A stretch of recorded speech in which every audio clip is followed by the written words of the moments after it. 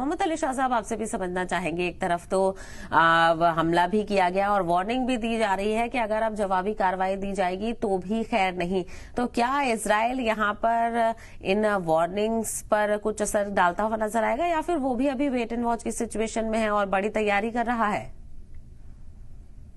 जी साहिबा जी, देखिए, ईरान ने पहले भी तकरीबन 2-1 महीने से धमकी दे रहा है कि हम हमला करेंगे, इजराइल पे हम हमला करेंगे। तो उनका टैक्टिक्स अब तक हमको लग रहा था कि शायद कि इजराइल को प्रेशर में रखने का है, कि बस वो प्रेशर में रखते रहेंगे, शायद हमला ना करें।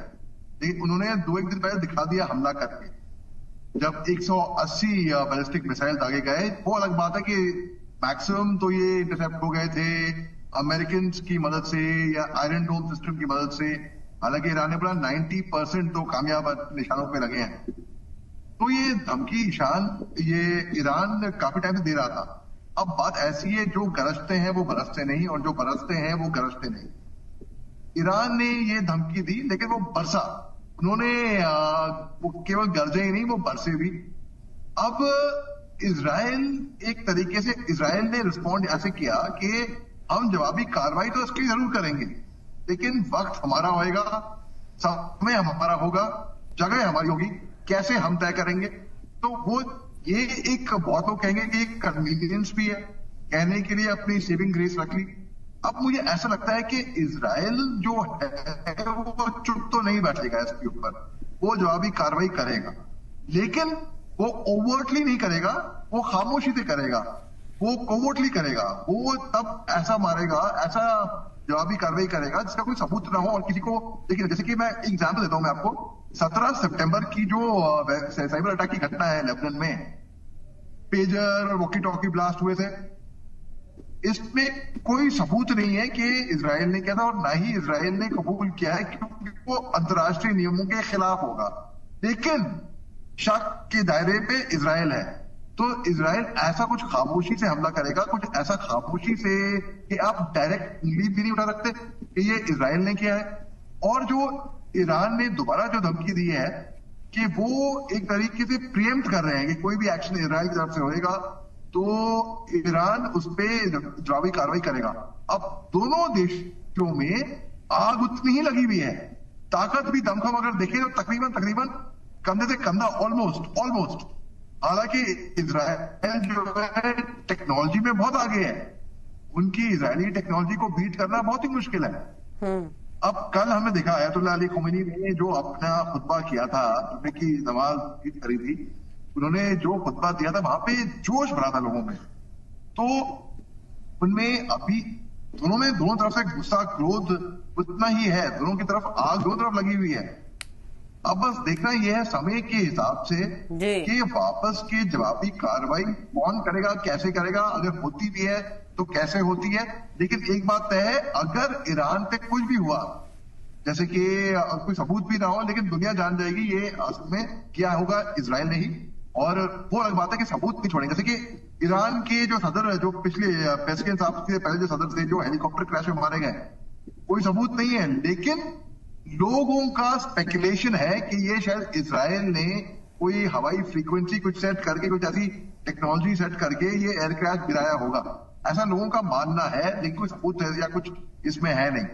तो इजराइल ऐसी कोई कार्रवाई करने वाला है, मुझे लगता है। जी साहब, सवाल ये भी है मोहम्मद अली शाह साहब कि ईरान पर कितना भरोसा किया जाए या क्या आकलन लगाया जा सकता है कि वो न्यूक्लियर लिहाज से कितना पावरफुल है। कई माहिरीन कह रहे हैं कि 6 महीने में वो उसकी कैपेसिटी बहुत ज्यादा बढ़ जाएगी, तो क्या इस तरह के इम्कान है?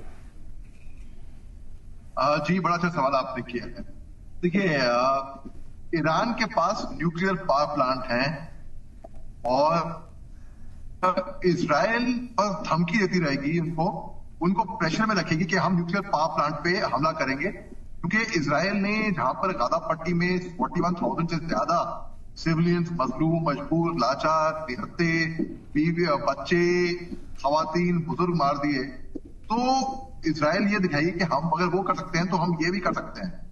तो अगर इजराइल करेगी नहीं, ऐसा मुझे लगता है, तो वो अगर हमला करती भी है इजराइल, तो न्यूक्लियर पावर प्लांट के करीब में करेगी, उसके आसपास करेगी। मैं एक एनालिस्ट से बात करा था जो कि विदेश में रहते हैं, तो उन एनालिस्ट ने बताया कि इजराइल हमला नहीं करेगी पावर प्लांट के ऊपर डायरेक्ट, वो करेगी तो आसपास करेगी इजराइल। तो ये बात इसमें है कि ईरान को लगेगा नहीं, लेकिन कोई गारंटी तो है नहीं। अब दूसरी बात, ईरान ने जो धमकी दी है इजराइल को दोबारा, इस पे हम क्या यकीन करें क्या नहीं, ये तो देखिए जब प्रेशर में होते हैं तो कुछ भी, हम आनुवन तौर पे आम इंसान जब लड़ाई झगड़े होते हैं तो धमकियां एक दूसरे को देते हैं आपस में कुछ भी। तो बयानबाजियां देखने को मिल रही हैं, उनसे कहीं ना कहीं क्या अब हालात ज्यादा बिगड़ सकते हैं मोहम्मद अली शाह साहब? जी देखिए, हालात तो मिडिल ईस्ट के बिगड़ने वाले हैं, अभी तो बस शुरुआत हो रही है। और ये ईरान ने भी कहा था इजराइल को कि ये तो बस एक थ्रिलर है, पहले हमले के बाद अभी हम दूसरा हमला करेंगे और वो और इससे बदतर होगा। और अगर इजराइल ने सोचा भी कोई जवाबी कार्रवाई करने की तो हम बहुत बुरा हाल करने वाले हैं। तो इजराइल तो चुप तो नहीं बैठेगा, अगर उम्मीद कर रहे हैं। और क्या दोनों राष्ट्रों को ये पता नहीं होगा कि ऐसे ही तैयारी पूरी है, दोनों तरफ से एंटिसिपेट कर रहे हैं घमासान युद्ध, घमासान हमले। कोई ये नहीं सोचा कि अगर हमला करेंगे वो दूसरा आदमी चुप बैठेगा, वो रिएक्शन न्यूटन का लॉ ऑफ मोशन है, every action has an equal of the reaction. अब इसमें ये है कि देखना ये है कि देखिए हार तो दोनों की होगी, हारेंगे दोनों खड्डे में वही, और देखना बेहद अहम होगा कि बैनुल-अक़वामी सतह पर इससे किस तरह का असर और मैसेज आगे जाता है। आप दोनों का बहुत शुक्रिया इस हवाले से बातचीत करने के लिए और अपना कीमती वक्त देने के लिए।